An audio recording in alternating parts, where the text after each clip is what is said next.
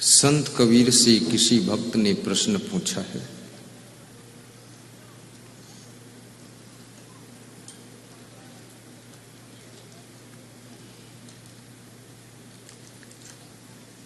कि संसार में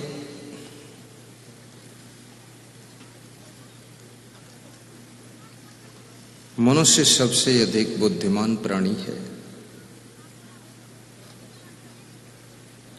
इसका हर कार्य निराला रहता है, परंतु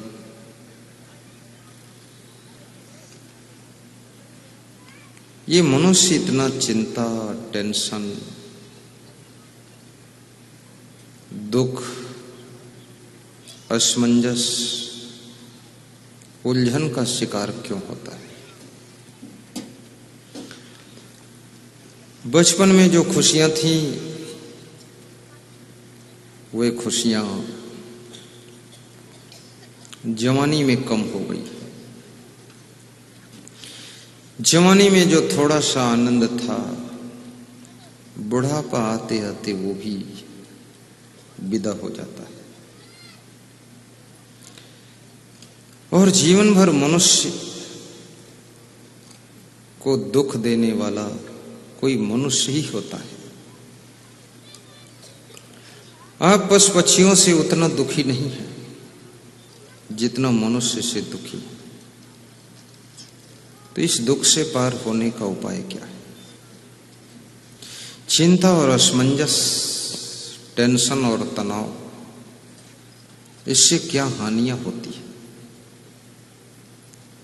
महात्मा विदुर कहते हैं, जब मनुष्य चिंता करता है तो संतापाद भ्रष्यति रूपम, उसके सुंदर रूप का विनाश हो जाता है। इसलिए आप देखते होंगे कि ज्यों-ज्यों मनुष्य की उम्र बढ़ती है त्यों-त्यों उसका चेहरा बदसूरत होता चला जाता है।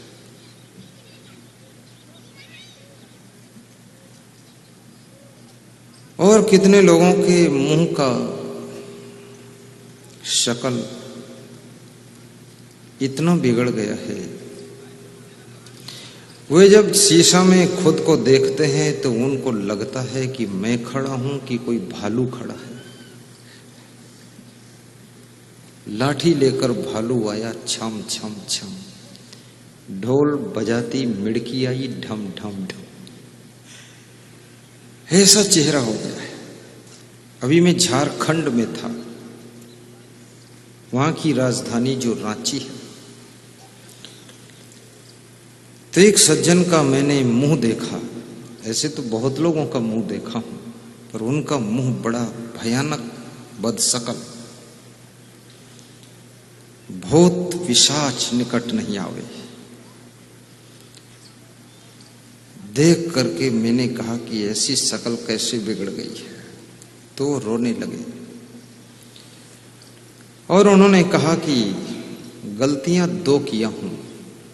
एक तो बहुत खाया हूं, बहुत खाया हूं, और इतना अधिक खाया हूं कि शरीर में बहुत फैट इकट्ठा हुआ है, चर्बी बहुत इकट्ठी। दूसरा, इतनी चिंता किया हूं कि रात रात सोया नहीं हूं। जो लोग सोते नहीं हैं उनकी आंखें ऐसे फूल जाती हैं, आंखों के नीचे हवा जैसी भर जाती है, और तुम्हारे जागने से कोई काम होने वाला भी नहीं। इतना जरूर है, जितना ज्यादा तुम जागोगे उतना ज्यादा तुम्हारा स्वास्थ्य बिगड़ता जाएगा। बहुत अच्छे डॉक्टर से पता लगाया गया है मनुष्य को कितना सोना चाहिए, तो डॉक्टर ने बताया है 7 घंटा तो सोना ही चाहिए। आज आपके देश का प्रधानमंत्री वो भी 6 घंटे तो सोता ही है। 10 बजे, 10:30 बजे वो सो जाता है, और सवेरे 4:45 पर उठ जाता है। वो भी करीब 6 साढ़े 6 घंटे सो लेता है, जिसके ऊपर पूरे देश का लोड है। और तुम्हारे ऊपर कितना लोड है। एक भैंस है और तुम हो, और फिर भी तुम ओवरलोड हो।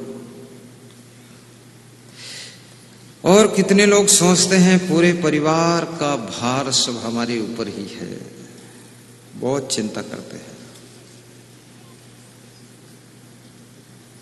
तुम्हारी दशा ऐसे है जैसे एक बैलगाड़ी जा रही थी, उस बैलगाड़ी के नीचे एक कुतिया जा रही थी और कुतिया बहुत कराह रही थी।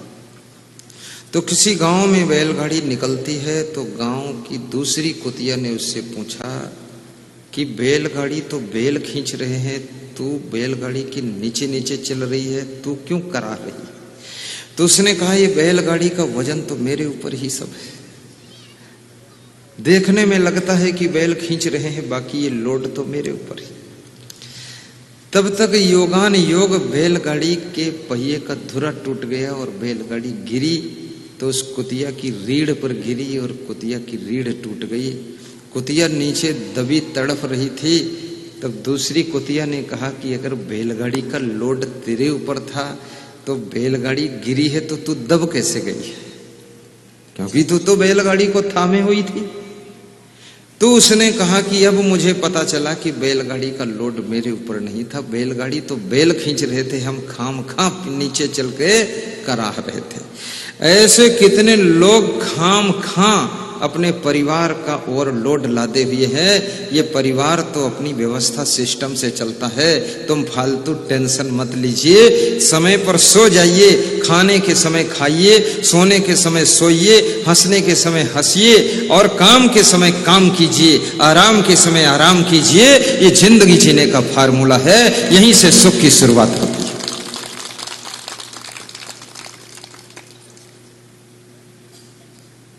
हमारे साथ में कम से कम 40-50 संत हैं और इतने संतों में सबसे ज्यादा निश्चिंत हम ही रहते हैं।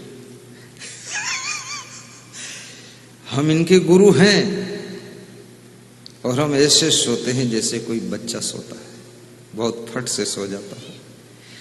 और गाड़ी भी ऐसी बनाई है, सोने वाली जैसी बनाई है। कोई भी फॉर्च्यूनर गाड़ी को बेड रेस्ट नहीं बनाता है। हमने सीट हटा दी बीच की, पूरा 6 फीट लंबा 4 फीट चौड़ा बेड बना दिया। 50 किलोमीटर से ज्यादा चलना है तो पीछे लेट जाता हूँ, लेटे लेटे थोड़ा पढ़ता हूँ, पढ़ते पढ़ते सो जाता हूँ, सोते सोते सोता रहता हूँ। जब गाड़ी गांव के पास पहुंचती है, भगत लोग आ जाता है, ढोल वोल बजाता है, तो हमारे संत जी जो गाड़ी चला रहे हैं वो कहते हैं गुरुदेव भक्त लोग लेने आ गए हैं, ढोल बज रही है, माला लिए खड़े हैं, पगड़ी पहन लीजिए और अब थोड़ा माला पहन लीजिए। उठ जाता। अब ये फालतू टेंशन करके गाड़ी में आंखें खोले बैठे रहो। लड़ना होगा तो लड़ जाएगी और मरना होगा तो मर जाएंगे, लेकिन जिंदा रहना होगा तो सो जाएंगे। मर जाएंगे तो लंबी नींद सो जाएंगे और जिंदा रहेंगे तो 4 घंटे की नींद सो जाएंगे। इतनी टेंशन लेने क्या जरूरत है?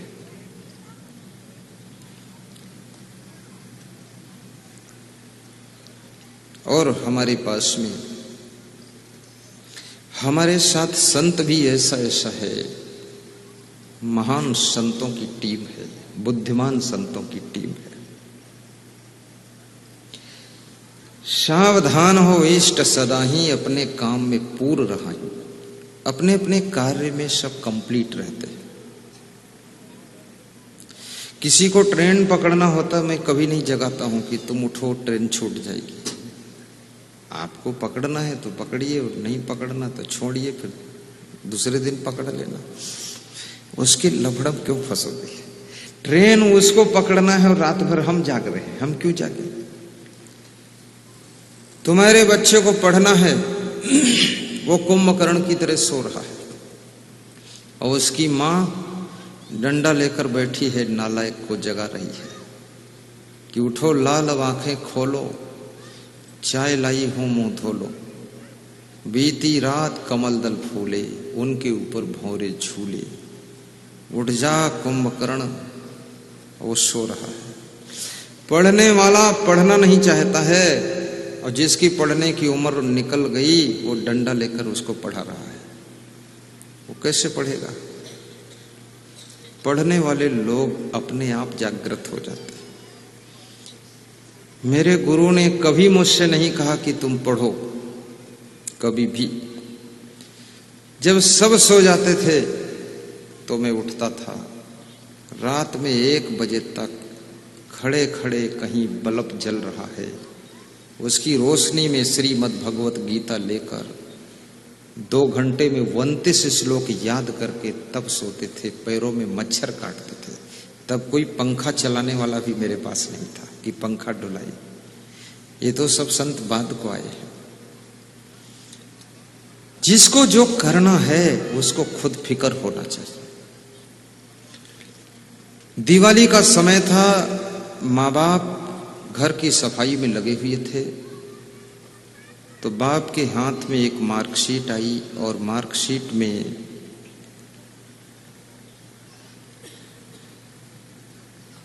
लिखा हुआ था फेल। तो बाप को गुस्सा आ गई और अपने बेटे को बुलाया और उसके 2 थप्पड़ मारे। बोले, मूर्ख, इतना ट्यूशन लगा दिया, कोचिंग लगा दिया, टीचर पर टीचर लगा दिया, स्कूटी खरीद कर दे दिया, लंबा मोबाइल रखे हो, फेल हुआ है तुम। तो बेटे ने कहा, पिताजी मारने से पहले ये देख लो ये मार्कशीट में नाम किसका लिखा है। तो बाप ने जब नाम पढ़ा तो बाप का ही नाम लिखा था, उसी की फेल वाली मार्कशीट रखी थी। तो सफाई करते समय भी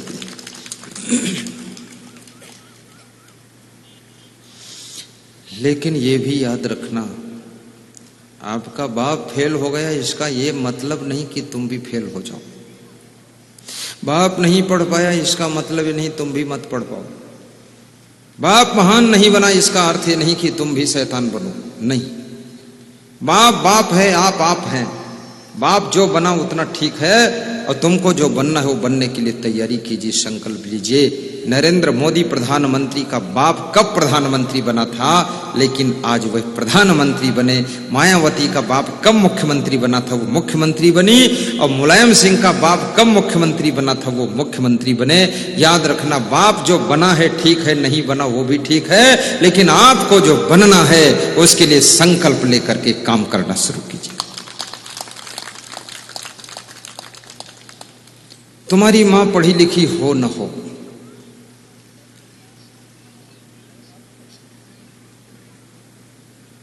एक बालक स्कूल में पढ़ रहा था,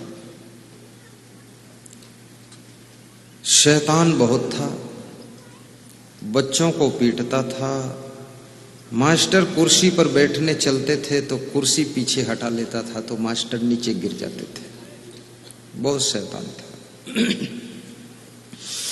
मास्टरों की साइकिल की हवा निकाल देता था। खुराफात में नंबर 1।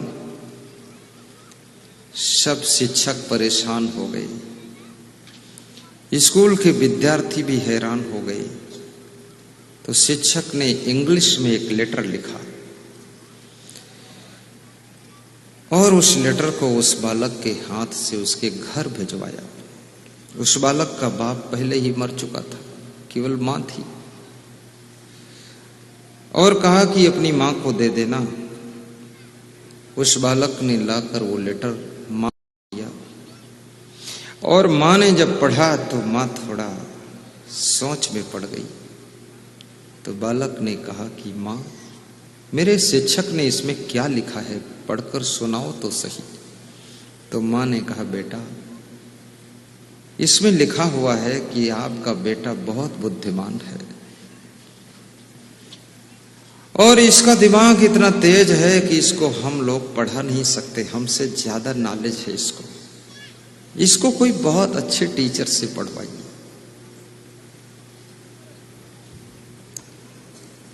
इसको हम लोग कम बुद्धि के नहीं पढ़ा सकते और ये बहुत महान बनेगा, आगे बढ़ेगा, उन्नति करेगा।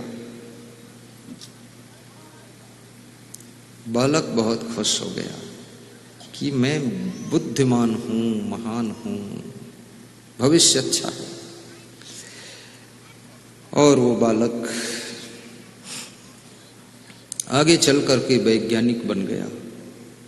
जिसने 2500 रिसर्च किए। ये माइक उसी का रिसर्च किया हुआ है, ये फोटोग्राफी कैमरा उसी का खोजा हुआ है, ये लाइट ये बल्ब उसी के खोजे हुए है। ऐसे उसने 2500 रिसर्च किए और वक्त के अनुसार, प्रकृति के नियम के अनुसार उसकी मां की मृत्यु एक दिन हो गई। मृत्यु होना इस संसार का शाश्वत नियम है। आपकी पत्नी की भी मृत्यु हो सकती है, आपकी भी मृत्यु हो सकती है, आपके पिता माता की भी मृत्यु होगी, आपका नौजवान बेटा भी यमराज के घर वापस जा सकता है। इस लोक का नाम ही मृत्यु लोक है। लेकिन किसी की मृत्यु में आप इतना अधिक दुखी होकर, व्यथित होकर अपने कर्तव्यों से विचलित मत होइए। आपकी पत्नी मर गई है तो पत्नी के जो कार्य शेष बचे हैं उनको भी आप पूरा कीजिए। रोने के लिए मत बैठिए। गली गली में फिल्मी गाने गा गा करके और अपनी पत्नी का नाम उसमें जोड़ जोड़ करके और दूसरों को सुना सुना करके और धीरे धीरे रो रो करके ये सब नखरा छोड़ दीजिए। तुम्हारी पत्नी हो या भगवान राम की पत्नी हो या कृष्ण की राधा हो, सभी की मृत्यु होगी। तुम इतना मोह क्यों करते हो? इतनी आसक्ति क्यों बनाते हो? और मृत्यु तो एक समझने की बात है। जिस दिन से तुम्हारा जन्म होता है उसी दिन से तुम्हारी मृत्यु शुरू हो जाती है। कुल उम्र तुम्हारी 100 वर्ष की है। याद रखना, अगर 10 वर्ष तुम जी चुके हो तो इसका अर्थ क्या हुआ? 100 वर्ष में 10 वर्ष तुम खर्च कर चुके हो, अब 90 वर्ष और जीना बचा है। यानी 100 वर्ष में 10 वर्ष मर चुके हो, अभी 90 वर्ष और मरना बचा है। अब 10 वर्ष मर चुके हो, उस मरने का किसी को दुख नहीं है। हर मां कहती मेरा बेटा 10 वर्ष बड़ा हो चुका है, हर मां कहती मेरा बेटा 20 वर्ष का बड़ा हो चुका है, और हर दादी कहती है मेरा पोता अब जवान हो चुका है, 25 साल का है, अब शादी होगी, बहू आएगी। लेकिन तुमको दिखाई नहीं देता है मोह के कारण कि तुम्हारा बेटा 20 वर्ष छोटा हो चुका है। कुल उम्र में 20 वर्ष ये खर्च कर चुका है तो 20 वर्ष कम हो चुका है, 20 वर्ष ये टोटल में छोटा हो चुका है, ये 20 वर्ष मर चुका है।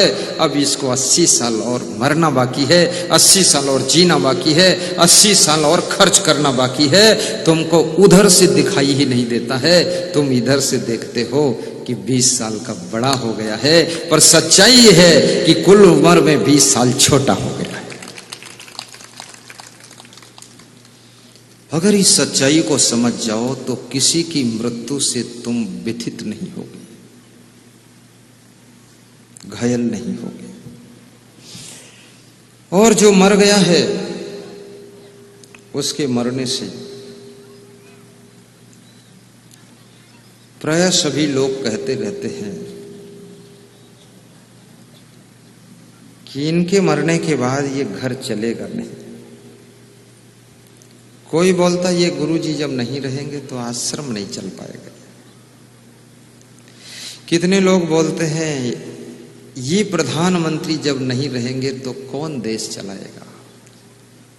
इंदिरा गांधी के पीरियड में लोग बोलते रहते थे कि इंदिरा जैसा कोई देश नहीं चला पाए, और कहते थे दुर्गा अवतार है, शक्ति अवतार है।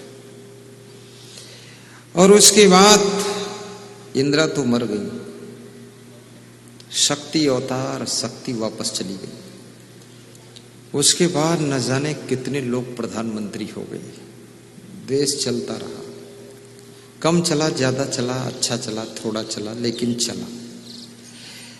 आज जो प्रधानमंत्री आ गए, अब लोग कहते हैं ऐसा प्रधानमंत्री तो भारत के इतिहास में हुआ ही नहीं। अब ये कहां से आ गए? लोग कहते थे इंदिरा के बाद कोई चला नहीं पाएगा इस देश में। याद रखना, इस महिलाओं के बीच में छुपी हुई महान शक्तियां बैठी हुई है। इनको अवसर मिले तो कुछ तमाशा करके दिखा सकती है।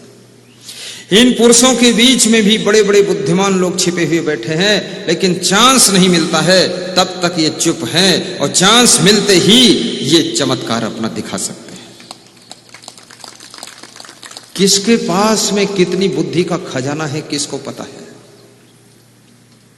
और किस उम्र में किसकी बुद्धि का खजाना खुलेगा। कितने लोग बचपन में बुद्धू टाइप के रहते हैं और 20 साल के बाद इतने ब्रिलियंट बनते हैं, और कितने लोग बचपन में बड़े बुद्धिमान दिखते हैं, चरफड़ दिखते हैं, तेजो तर्रार दिखते हैं, और 20 साल के बाद ऐसे दिखते हैं जैसे बूढ़ी भैंस जा रही है। पूरा बर्बाद हो गए, धुआं धुआं हो गए। ये क्या हुआ है? ये कैसे हो गया है? हम जब शुरू शुरू में आश्रम आए तो हमारे गुरुजी कह रहे थे सब तो ठीक है, लेकिन ये सब रावा ढावा तुम चला पाओगे कि नहीं? तो हमने कहा जरूरत ही नहीं चलाने की, ये सब अपने आप चलेगा। तो बोले कि कंट्रोल नहीं कर पाओगे सबको। तो हमने कहा आप तो है ना, आप कंट्रोल कर रहे हैं। अब देखिए मेरी किस्मत, अभी भी मेरा गुरु कंट्रोल कर रहा है। गुरु 99 साल का है और मैं 32 साल से साधु बना हूं, मुझे जरूरत ही नहीं पड़ी है। और गुरु के कंट्रोल से पहले चेला भी कंट्रोल करने लग गए, बीच में हम फ्री फंटम जिंदगी जी लिए। फालतू टेंशन लेने से क्या फायदा? चेला लोग कंट्रोल शुरू कर चुके, और जिधर देखो उधर कंट्रोलर बैठा हुआ है। वो चेला देखो कलम कागज चल ही रहा, कंट्रोल है। साहिब बंदगी, पदरौनी कंट्रोल करते हैं, पुलिस कंट्रोल करते हैं। पुलिस को समझाते हैं, एसपी को, कि तुम्हारी पुलिस क्यों नहीं पहुंची यहां। वो क्यों में पुलिस को बता देते हैं, एसपी को डांट लगा देता है। उधर वो देखो कलम चल रही है, वो भी कंट्रोल में जुटा हुआ है। सब कंट्रोल। अरे इस सृष्टि के अंदर किसी एक आदमी की कंट्रोल से कोई व्यवस्था चलने वाली नहीं है। इसमें जितने लोग पैदा हुए हैं सब कंट्रोल करते रहेंगे, सब चलते रहेंगे। तुम तो हंसते रहो, मुस्कुराते रहो, अपना कर्तव्य करते रहो, टेंशन मत लो, और मुस्कुरा कर जियोगे तो सारा सब कंट्रोल होता चला जाता है। भगवान राम मुस्कुराते थे तो बंदर भी कंट्रोल में हो जाते थे, और आपके साथ में तो इतने सुंदर आदमी क्यों नहीं कंट्रोल होंगे? सासू को कला सिखा देता हूं कि बहू के पास बैठकर थोड़ा मुस्कुराया करो और कहो कि बहू तेरा बहुत दिनों से इंतजार था, आई तो है पर देर में तू आई है, और तेरे आने से मेरा दिल भर गया, धन्य है तू। बहू सोचेगी वाह मेरी भी कीमत है इस घर में कुछ। और फिर 3 दिन बाद कहो बहू मेरा दिमाग काम नहीं करता, उम्र ज्यादा हो गई है, अब तू ही संभाल। तो बहू ऐसे दौड़ दौड़ कर काम करेगी, तो डबल बेड पर बैठकर मुस्कुराओ कि जय बजरंगबली, दौड़ती रहो तो झंझट खत्म। लेकिन सासें उल्टा बोलती हैं, वे कहती बहू तू रानी, घर में कर कोई परेशानी, तब मुझे हो हैरानी, और मैं तुझे पिलाऊं पानी क्योंकि मैं पूर्व जन्म की तेरी नानी।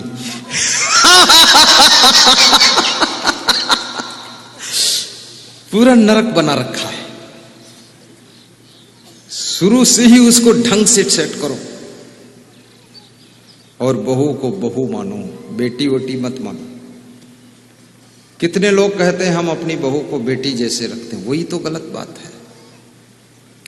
आप भैंस को भैंस जैसे रखो, गाय को गाय जैसे रखो, बकरी को बकरी जैसे रखो, और तुम कहो कि हम भैंस को बकरी जैसे रखते हैं, तो जहां बकरी बांधते हो वहां भैंस बांध दोगे तो पीठ लगा करके तुम्हारी खाट वाट सब तोड़ देगी।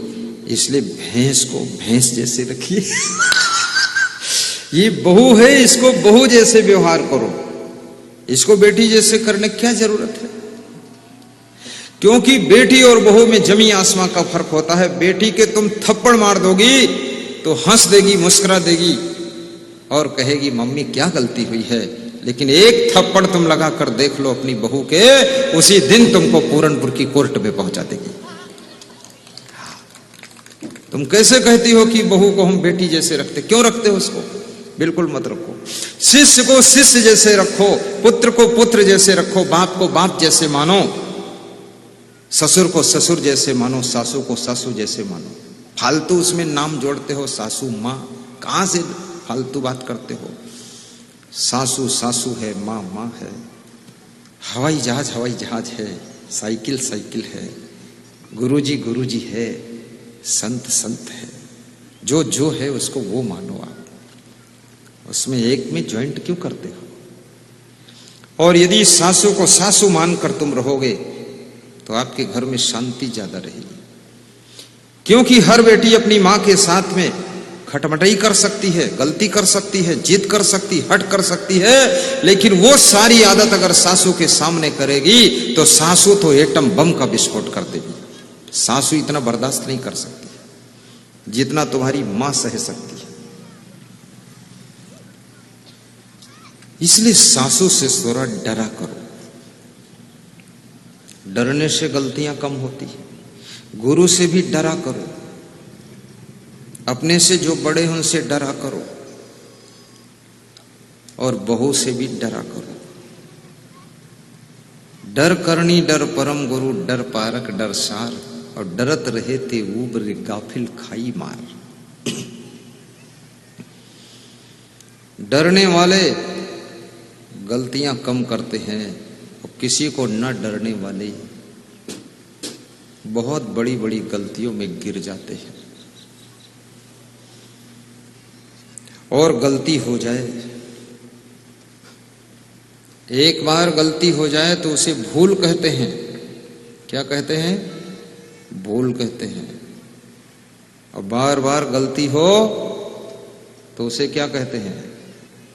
उसे अपराध कहते हैं। और जिंदगी भर गलती हो तो उसे क्या कहते हैं? उसे क्या कहते हैं? मत बोलना, मालूम ना हो, फंस जाओगे बुरी तरह से। एक बार गलती हो तो उसे भूल कहते हैं, और वही गलती बार बार हो तो उसे अपराध कहते हैं, और वही गलती जिंदगी भर होती रहे तो उस आदमी को क्या कहते हैं? उस आदमी को जानवर कहते हैं। वो बैल है, गधा है, कभी संभलने वाला नहीं है।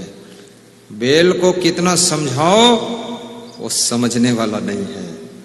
ये बैल लोग जिंदगी भर वही करते रहेंगे। इन बैलों के पीछे टेंशन मत करो। गलती करने वालों को समझाइए, और समझाने से ना समझे तो उनसे अपना चित्त हटा लीजिए। कहिए कुछ मत, दिल हटा लो, अंदर से छलांग लगा दो। उनके लफड़े में जिंदगी अपनी क्यों बर्बाद कर रहे? दिल हटा लीजिए, अंदर से कनेक्शन काट दीजिए। और जो लोग गलतियां कर करके अपराध बना लिए हैं, अब उसका कर्म फल आने वाला है। और वो कर्म फल जब आएगा तो कहेंगे हमने ऐसा कुछ किया नहीं था जितना ये फल खराब आया है। 1000 कर्मों का फल एक साथ आ जाता है, और 1000 जन्म के कर्म भी तुम्हारा पीछा नहीं छोड़ते। भगवान राम ने बाली को पेड़ के आड़ से मारा था, तो कृष्णा अवतार में उस बाली ने बहेलिए का जन्म लेकर के कृष्ण भगवान को भी पेड़ के आड़ से ही बाण मारा था। बाण से बाली को राम ने मारा था, तो कृष्ण को बहेलिया ने भी आड़ से ही मारा था। भगवान को भी कर्म का फल भोगना पड़ता है, और जब जब मनुष्य अपने कर्म का फल भोगता है तब तब वो दूसरों के ऊपर गलती थोपता है। कहता है पत्नी के कारण लफड़म फंस गए हम। कोई बोलता है अरे हमारे बाप बेवकूफ थे इसलिए पचड़म फंसे हम। कोई बोलता है अरे हमारे लड़कन तिरतन को बुद्धि नहीं, उनके कारण सब बवाल हुआ है। और कोई कहा था हमारी बहुरिया बिल्कुल चुड़ैल है, जब चलत है आधी धोती लटकाए बिल्कुल मयूर की पूंछ घुमाओ जाते सब मुझ लफड़ा तैयार हुआ है, जब देखो तो मई के गठरी लेके भागत है। ये बहुरिया सहुरिया से कुछ नहीं। जिंदगी चाहिए बंदगी के लिए। या देवी सर्वभूते शक्ति रूपेण सस्ता नमस्तस्यै नमस्तस्यै नमस्तस्यै नमो नमः। शांतुल्यम तपो नास्ति न संतोषात् परम सुखम न तृष्णाया पुरो व्याधि न च धर्मो दया समा संतोषा मृतृप्ता नाम तत्सुखम शांत चेतसाम न च तद्धन लुब्धा नाम इतस्य एतस्य धावताम उपार्जिता नाम वित्ता नाम त्याग एव ही रक्षणम तड़ा गोदर संस्था नाम परिवाह इवाम बचाम यद्रच्छा लाभ संतुष्टो द्वंद्वातीतो विमत्सरा समा सिद्धाव सिद्धोपि चक्रत्वापि न निबद्धते ईर्षु घृणी न संतुष्टा क्रोधनो नित्य संकिता पर भाग्यो विजीवी च खड़े ते नित्य दुखिता। ये सभी श्लोक आपको सुख देने वाले सुनाया हूं। यदि इनका अर्थ समझ गए हो तो अर्थ न बताऊं, और अर्थ समझ में ना आया हो थोड़ा थोड़ा अर्थ बता दो। अब तुम ये भी नहीं कह सकते हो कि समझ में नहीं आया है, क्योंकि ये कहोगे तो इज्जत का सवाल है, और ये भी नहीं कह सकते हो कि समझ में आ गया, क्योंकि अगर कह दो कि समझ में आ गया तो मैं पूछूंगा खड़े हो क्या समझ में आया, तो फिर फंस जाओगे। तो अब तुम दोनों में फंस गए तो चुप्पे बैठे हो कि मेरे से कुछ मत पूछो, बता दीजिए, इज्जत हमारी बचा लीजिए। और श्लोक समझना भी तुम्हारा काम नहीं। आखिर तुम मेरी सेवा करते क्यों? गाय की सेवा क्यों करते हो? भैंस की सेवा क्यों करते हो? बंधे बंधे उसको क्यों खिलाते हो? क्योंकि गाय घास और भूसा खा करके दूध में बदल करके तुमको दे, इसलिए उसकी सेवा करते हो। हमारी भी सेवा इसलिए करते हो कि सारे श्लोकों को याद करके अर्थ समझ करके आ करके हमको अमृत दूध पान कराइए। ये श्लोक रटना मेरा काम नहीं है, ये आपका काम है गुरुदेव। सही बात है। अब तुम बड़े खुश हुए क्योंकि तुम पिंड छूट गया तुम्हारा, हम ही फंसे जाकर।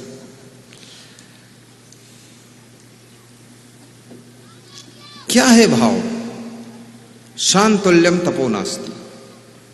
शांति से बड़ा कोई तप नहीं। शांति से काम भी कीजिए और शांति से भोजन भी कीजिए। कितने लोग भोजन भी करते हैं, इतना हड़बड़ी गड़बड़ी में करते हैं कि उनको पता ही नहीं चलता क्या खाया हो। एक आदमी भोजन खा रहा था तो उसकी पत्नी ने थाली में भोजन दिया, तो उसने कहा थाली से काम नहीं चलेगा, तसला लाओ। तो तसला लाई, तो तसला में उसने रोटी भात दाल और सब्जी सब एक मिला के और अंगुलियों से सब मिक्स करके सान मार के उठा के और फटाफट फटाफट 2 मिनट में खा के निकल गया। तो पत्नी ने कहा कि इतना हड़बड़ क्या है? बोले तेरे को क्या पता है। भोजन मौन खाइए और चबा चबा कर खाइए और प्रसन्न होकर खाइए, और भोजन के समय बात मत कीजिए, और भोजन परोसने वाले भी बात मत करें। भोजन के टाइम बोलिए मत, और भोजन मंद मंद मुस्कुरा कर खाइए। देखिए आपका भोजन आपके शरीर में बहुत खून बनाएगा। और भोजन हमेशा कैसा भी बना हो, लेकिन थोड़ा बनाने वाले को भी धन्यवाद दे दीजिए। तेल मिर्च मसाला घी कम से कम डालिए। ये मुट्ठी मुट्ठी जीरा मत डालिए। ये झोंका झोंक हल्दी पूरा पाउडर का पैकेट लेकर उसी में खर खर खर खर गिरा दिया, कोई नाप तौल नहीं है। इससे तबीयत खराब होगी, स्वास्थ्य बिगड़ेगा। पिपिया भर तेल डाल के सब्जी बनाओगे, पूरा पेट में तेल ही तेल भर जाएगा, तेल का पीपा पेट हो जाएगा तुम्हारा। इतना तेल मत खाओ, तेल भी ज्यादा नुकसान करता है। कम से कम तेल में पकाइए और कम से कम मिर्च मसाला जीरा धनिया सब डालिए सब चीज। थोड़ा लहसुन भी डाल सकते हो, और तुम गृहस्थ आश्रम में हो तो चुपके से प्याज भी डाल सकते हो। हम संत लोग, हमारे लिए मना है, पर तुम डाल सकते हो, लेकिन चुपके से प्रचार मत करना। प्रचार करने से लोग कहेंगे ये आदमी ठीक नहीं। लहसुन और प्याज, ये अध्यात्म में इस पर बंदी लगी हुई है। हालांकि गौर से देखा जाए तो लहसुन को इसलिए बंद किया गया कि उसमें बदबू आती है, और प्याज को इसलिए मना किया कि उसमें झार आती है, और प्याज को इसलिए मना किया कि ब्रह्मचर्य में नुकसान करता है, और लहसुन को इसलिए मना किया कि खाने के बाद गंध आती है। लेकिन लहसुन में जो गुण है वो आज बता देता हूं। लहसुन खाने वाले व्यक्ति का कभी हार्ट अटैक नहीं होता, कोलेस्ट्रॉल नहीं जमता है। लहसुन खाने वाले के जॉइंट दर्द नहीं होते, लहसुन खाने वाले के पेट में गैस नहीं बनती है, और लहसुन खाने वाले का खून गाढ़ा नहीं होता, पतला दौड़ता रहता है, और लहसुन खाने वाले लोग कभी भी कमजोर नहीं होते। और लहसुन ब्रह्मचर्य में भी मजबूती देता है, और प्याज खाने से लू नहीं लगती है। ये आम की जो चटनी है, कच्चे आम की, इसको खाने से गर्मी से लड़ने की शक्ति पैदा होती है आपके अंदर। प्याज में बहुत शक्ति है। पुदीना भी बहुत फायदेमंद है, और थोड़ा सा खीरा ककड़ी भी खा लिया करो, और गर्मियों में मूली भी खा लिया करो, सर्दियों में सुबह सुबह मूली खाया करो। एक मूली सुबह खाली पेट खा लो, पेट की सारी बीमारी खत्म कर देगी, और 2 मूली खाओगे तो पेट भी खत्म कर देगी। हाँ, मूली बहुत फायदा करती है। एक गाजर भी सुबह सुबह खा लिया करो, थोड़ा अमरूद खा लो, थोड़ा पपीता खा लो। यस्य पिता नास्ति तस्य पिता पपीता, जिसका पिता नहीं है उसका पिता पपीता है। पपीता को इतना ऊंचा स्थान दिया गया है कि अगर तुम्हारे पिता नहीं है तो पपीता को पिता मान लो, वही है। क्योंकि पिता भी पेट का इंतजाम तुम्हारे करता है, और पपीता भी तुम्हारे पेट का, पूरे शरीर का सेटिंग करता है। जिनको शुगर है, पपीता उनके लिए रामबाण है। जिनको शुगर है, टमाटर रामबाण है। जिनको शुगर है, चना रामबाण है। और जिनको शुगर है, बहुत चीजें छोड़ने की जरूरत नहीं, केवल चावल छोड़ दीजिए, चीनी छोड़ दीजिए, आलू छोड़ दीजिए, कंद वाली चीजें बंद, जैसे घुइयां है, आलू है, जमी कंद है, ये बंद। कंद पूरा बंद, फिर हो जाओ निर्द्वंद, 1 हफ्ते में शुगर खत्म। और जिनको ज्यादा शुगर है उनको ज्यादा हंसना चाहिए। खाम खा हंसो, हंसने की बात नहीं तो भी हंसो, और गांव की गलियों में हंसते हंसते निकल जाओ। गांव के लोग कहेंगे पागल जा रहा है, तो और हंसो। तो लोग कहेंगे पूरा पागल है, तो मुड़ करके हंसो उनकी ओर। तो लोग कहेंगे दिमाग फेल है, तो उनसे बता दो जिसका दिमाग फेल होता वो मुड़ कर नहीं हंसता। हंसना सीखो। अकेले बैठकर भी कभी कभी हंसा करो। अभी सांजू में मैं प्रवचन कर रहा था नागौर में, पन्नालाल जी पलोड़ ब्राह्मण बालक है। तो मेरी गाड़ी में वो बैठ करके पधरौनी गए, तो बता रहे थे कि गुरुदेव आप जब प्रवचन करते हो आपके प्रवचन का तरीका अलग है। तो हमने कहा अलग तो सबका तरीका होता है, मेरा ही थोड़े अलग है, सभी अलग है। बोले नहीं नहीं, बहुत लोग प्रवचन करते हुए हंसते नहीं, चुपचाप बैठे रहते और मुड़ते भी नहीं, देखते भी नहीं दूसरी तरफ। तुम थोड़ा मुड़ते भी हो, देखते भी हो, हंसते भी हो, हाथ भी घुमाते हो, ताली खुद बजा देते हो, मजा आ जाता है। अब ये प्रवचन का तरीका है। क्योंकि अगर मूर्ति की तरह मैं बैठ जाऊं यहां तो तुम बोर हो जाओगे, और मैं बिल्कुल न हंसूं तो तुम धीरे धीरे खिसक कर यहां से निकल जाओगे, और मैं तुमको न हंसाऊं तो दोबारा तुम आओगे नहीं। क्योंकि तुम ऐसे ही बहुत टेंशन में हो, बहुत तनाव में हो, बहुत दुख में हो, यहां मेरे पास आते हो तो थोड़ा सा हल्के फुल्के हो जाते हो। ये होशियारपुर पंजाब से क्यों आए हैं भगवान हमारे? गुरुदेव के साथ बैठकर हंसने के लिए आए हैं, नहीं तो बहुत बड़े बिजनेसमैन हैं, डेली 2000 प्रॉफिट कमाने वाले आदमी, 4 दिन चलने में लगा है, 4 दिन लौटने में लगेगा और 4 दिन हमारे साथ रहेंगे। 12 दिन में 24,000 कमाते वो चौपट हुए और हमको दान दक्षिणा देंगे 2,000, वो भी चौपट हो जाएंगे और फल फूल लाए हैं वो भी चौपट होंगे, लेकिन सारा चौपट करके वो महान सुख पा जाएंगे जो सुख 24,000 में नहीं मिलता। गुजरात में एक सज्जन हमारे सत्संग सुनने के लिए आए तो 3 घंटा सत्संग में बैठे रहे और उसके बाद 1 घंटा मिलने के लिए बैठे रहे। 5-6 घंटे लग गए। बोले 5 घंटे आने में लगे, 5 घंटे जाने में लगेंगे, 5 घंटे तुम्हारे साथ लग गए, 15 घंटे लग गए। तो हमने कहा तो कुछ नुकसान हो गया क्या? अरे बोले नुकसान क्या, 20 मिनट में 20,000 कमाता हूँ। अब जोड़ लीजिए आप, 60,000 घंटा है मेरा और 15 घंटा चौपट हुआ है। 15 छक्का 90, 9 लाख बैठ गया जाकर। तो हमने कहा तो आए क्यों? बोले आए तो इसलिए हैं कि वो 9 लाख से भी जो शांति नहीं मिली है वो तुम्हारे साथ सुनकर सत्संग शांति मिल जाती है, इसलिए आए।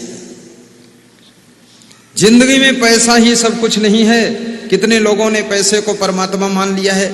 पैसे के लिए भगवान मंदिर के चोरी चले जाते हैं और पैसे के लिए लोग मंदिर में भी रिश्वत खा लेते हैं और पैसे के लालच में लोग मूर्तियां बदल देते हैं, मंदिर की सोने की मूर्ति बदलकर पीतल की रख देते हैं और पैसे के लालच में पड़ करके लोग न जाने कितनी कितनी गलतियां करते हैं। लेकिन पैसा आपको सामान दे सकता है पर सम्मान नहीं, पैसा बिस्तर दे सकता विश्राम नहीं, पैसा कलम दे सकता पर लिखने की कला नहीं, पैसा माइक दे सकता पर बोलने की कला नहीं दे सकता है, और पैसा आपको दवाई दे सकता लेकिन स्वास्थ्य नहीं दे सकता है।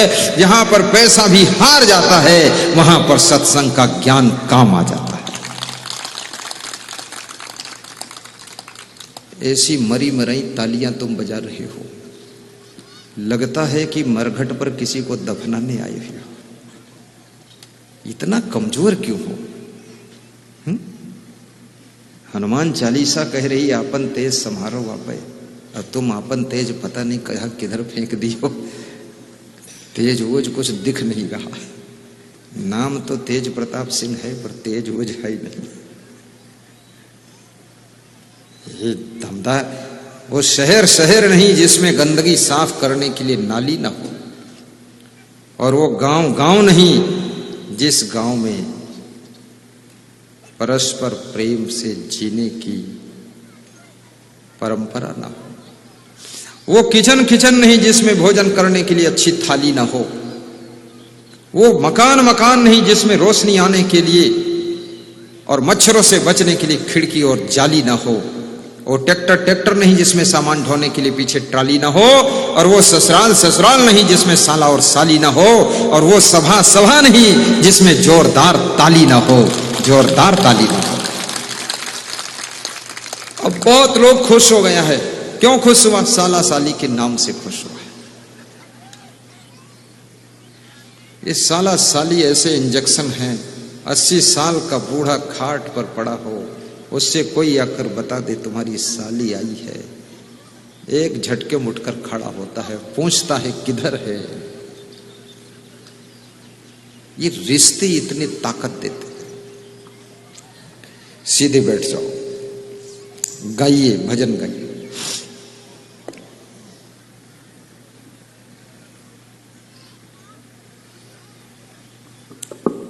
हमारी नाम को स्वामी लगा दो पार धीरे से।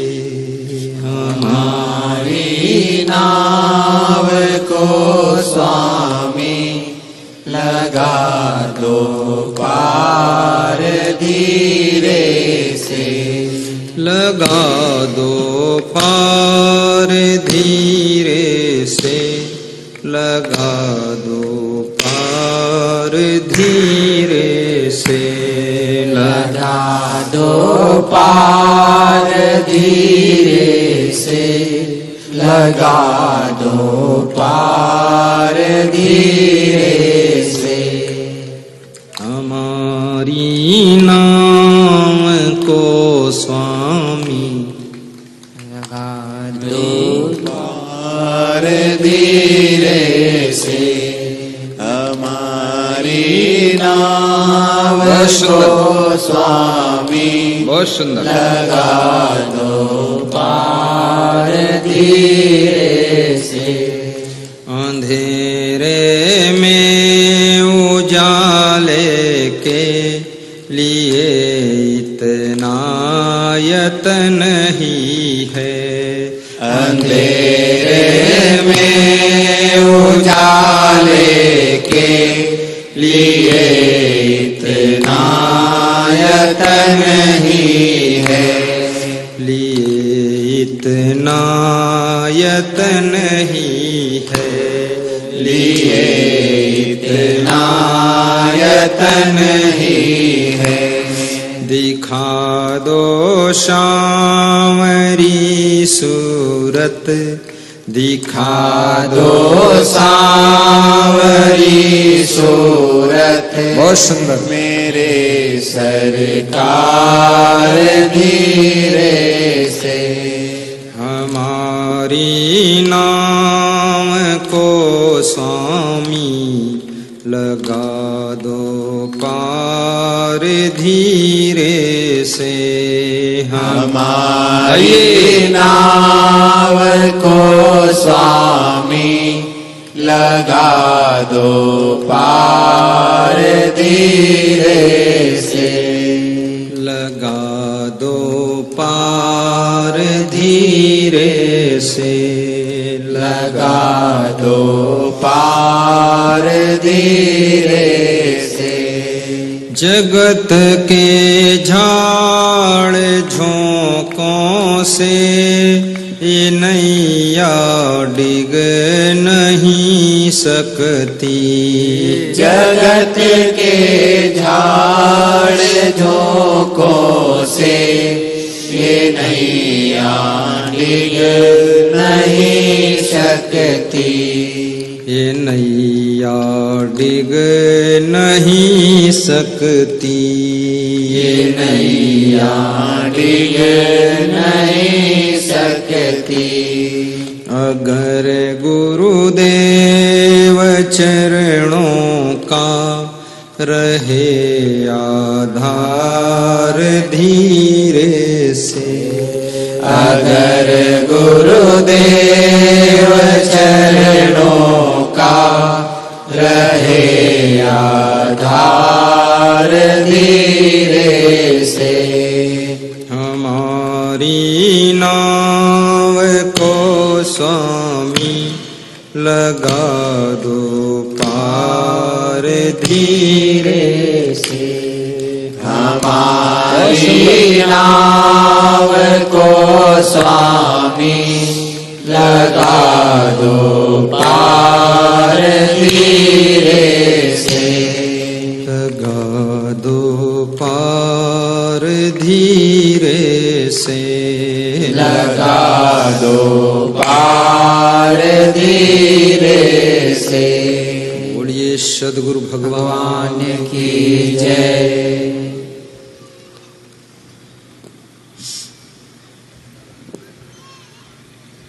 हमारी नाव को स्वामी लगा दो पार धीरे से।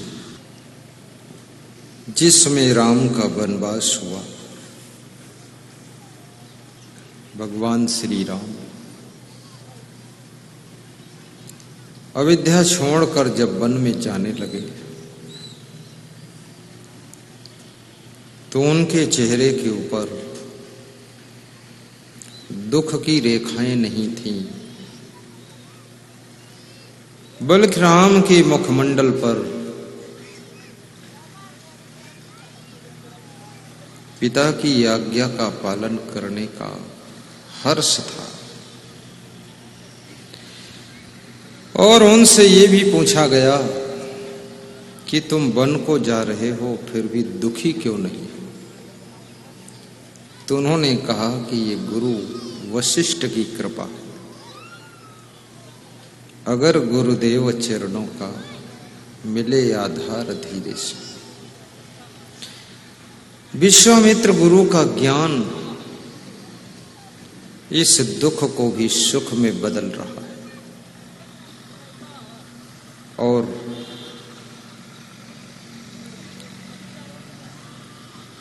विश्वामित्र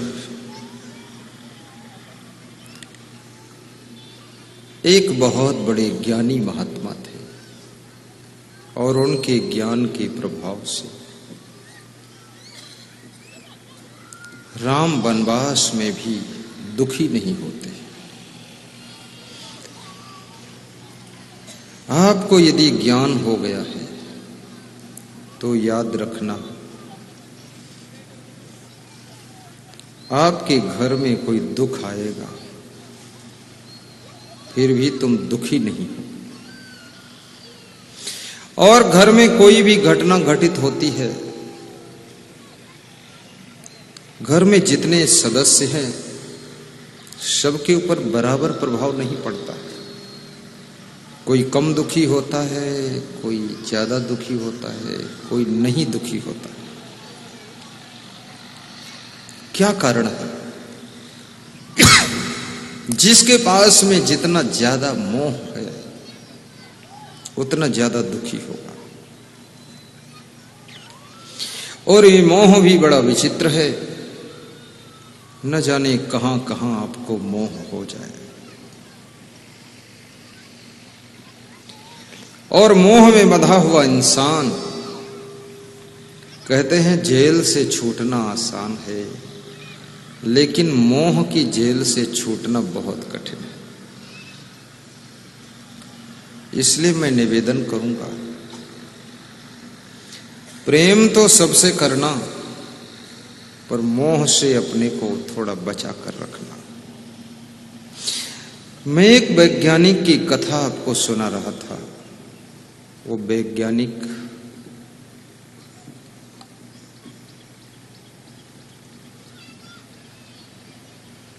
जो बालक था, जब उसकी मां मर गई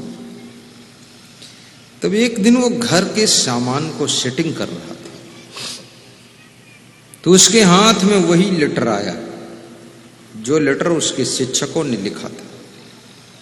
और उसको पढ़ा तो उसमें क्या लिखा था कि तुम्हारा बेटा बहुत मूर्ख है,